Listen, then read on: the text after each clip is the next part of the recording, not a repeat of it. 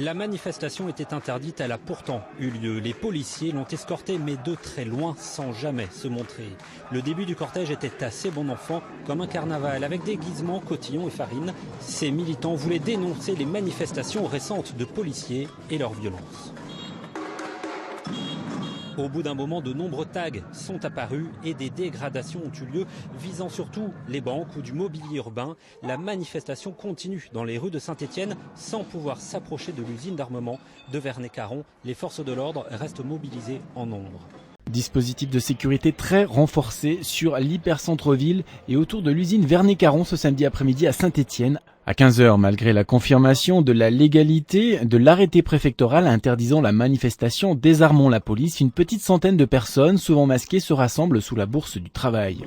C'est principalement axé par rapport à l'usine Verney-Caron qui fabrique les flashballs.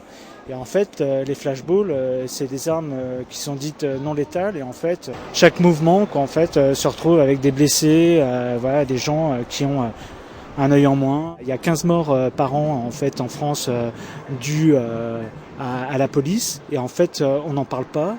Donc aujourd'hui, nous demandons justice. Que justice soit faite sur les circonstances du décès de mon frère.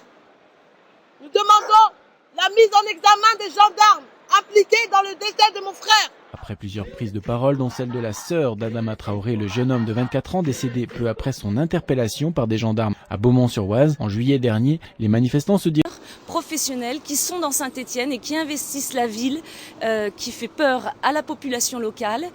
Ces gens sont déplacés. La réunion familiale qu'est le dirige vers l'avenue de la Libération avant de se rendre devant la Cité du Design où sera brûlé le flashball en carton portant le message « Ce joujou mutile et tue ».